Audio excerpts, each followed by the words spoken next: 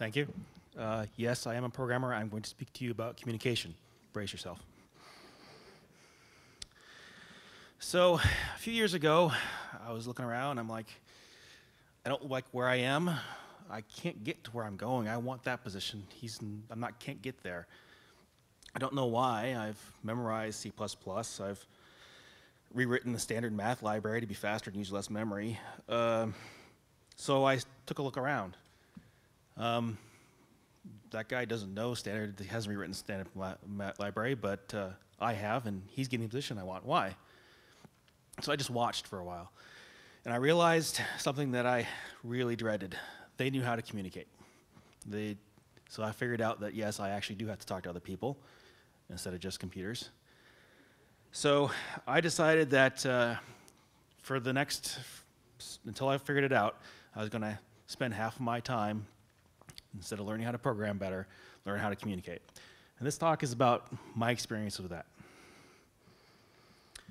So a lot of the things that I'm going to give as experiences and how I look at things is because it comes from a programmer. Now, I don't want you to confuse the fact that just because I speak as a programmer, it's only applicable to programmers.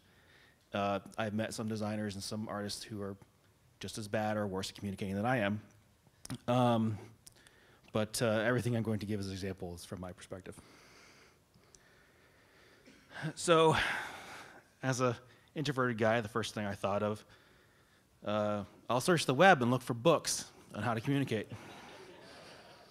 Now, I think there's only two more other things you can search on the internet for and get more results. One is sex, and the other one is how to start a business. So after realizing that I was not going to sort through the hundreds of thousands of books on how to communicate, I said, screw it, no books. I'm going to get out there and do it. So the first thing I did was kind of counterintuitive. I shut up. I said as little as humanly possible. It wasn't much of a stretch.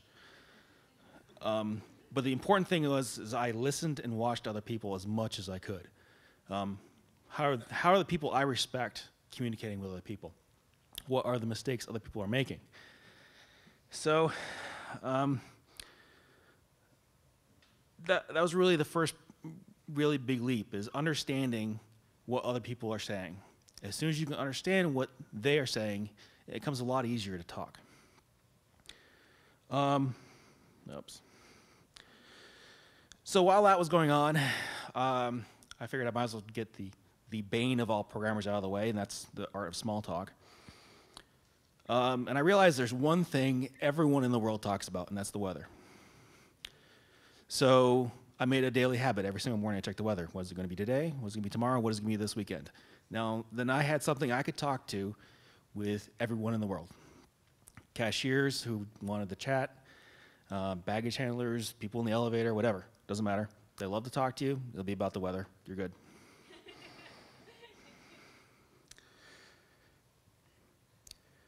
So one of the things I realize is a lot of times people don't say what they mean. So the first thing you have to really look for is what's their body language, what's the vocabulary they're using. And you gotta look for what they're trying to say, not what they're actually saying. It's kind of a hard thing to describe. It's like one of these things you pick up after a while, after watching enough people. One of these perfect examples I have is like I know someone who used to get nervous because he used to switch from a very relaxed sense of talking to a extremely formal sense of talking, and he'd slump down and cross his arms. So I knew I was making him nervous. The really big things in the workplace you got to do is keep on asking questions till you understand what people want you to do. Don't go, yep, I get it, and then walk away going, what the hell do you want me to do? Keep on asking. No matter how many times it's embarrassing, no matter how many questions you have to ask in order to get the answers you need, ask. And then when you're done, verify that you know. Restate the problem as succinctly as possible and say, I'm hearing you say this, and this is what it sounds like you want from me. That clarifies so much conversation. I stopped rewriting MathLib at that point in time and actually started doing things my coworkers wanted me to do. The other big thing is to find someone to give you feedback. In social situations, I relied on my wife. My wife is as you saw earlier, very good at conversing. Yes, I'm married to Jennifer. I also relied on my manager. My manager was he was a programmer too, so he originally suffered from similar problems I did when it came to speaking. And as soon as the conversation is done, you turn to that person and go, so how did I do? Honestly, just tell me, did I stumble? Did I keep up my end of the conversation? Was I enunciating clearly? Is there anything I should be doing to improve? And I find that my manager actually really appreciated that, especially whenever I had to talk to anyone in a vice president or higher situation. I also sometimes pre-gave a talk that I would have to give in front of the company to my manager in order to get feedback. The other big thing you gotta make sure you do is don't avoid, say yes. It reminds me of that, I didn't really like it, the Jim Carrey movie about where he said yes to everything. You don't have to say yes to everything, but especially social events in companies. Try to go as many as you can. Talk to as many people as you can, especially testers. I don't know how this works out for any other group of people, but as a programmer, I find the more testers that like me, the easier my life is. I'm still trying to figure that one out. But anything I could do to make a tester happy, the better it is. So I try to talk to every single tester in the world. The other thing you got to keep in mind is you're going to make mistakes. You're going to either say something that is going to offend someone, you're going to stutter, you're going to speak too rapidly, you're going to fumble. The good news is everyone else does it too. They're going to do a lot less often than you do, but they do it. And the really good communicators ignore it and try to keep the conversation moving. So really try to do the same sort of thing. If someone stumbles, just say, okay, well, that happened. What were you trying to say? Cool, move on. Never say, oh, yeah, or just, oops, sorry, I was meant to say this. You're good.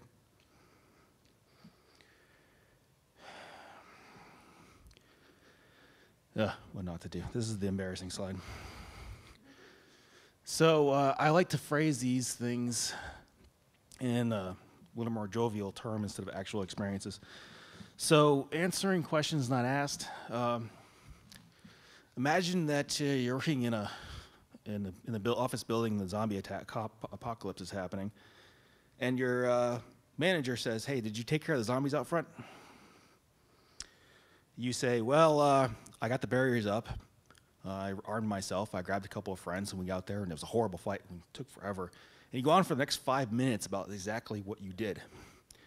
Your manager's instantly going to think, oh, he killed at least 2 people. It's going to be a lot easier to say, yes, I did, or no, I didn't, and this is the results. Asking questions not related to the problem, that's, I like to say, okay, so do you have a wooden stake? No? Okay, cool. Talk to you later.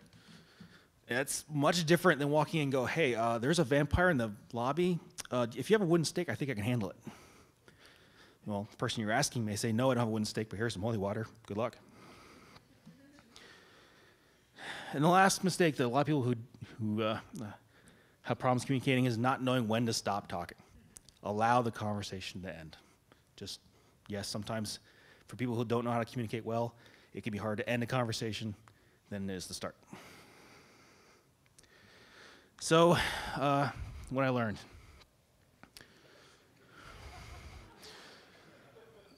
I think everyone got the first part. No one's that great about it. I mean, there's people who are very good, but they screw up too. And just assume that the person you're talking to has your good intentions in mind, or at the very least, is not trying to screw you over until you can prove otherwise. Just go with it. It'll be okay. That's me. Thank you.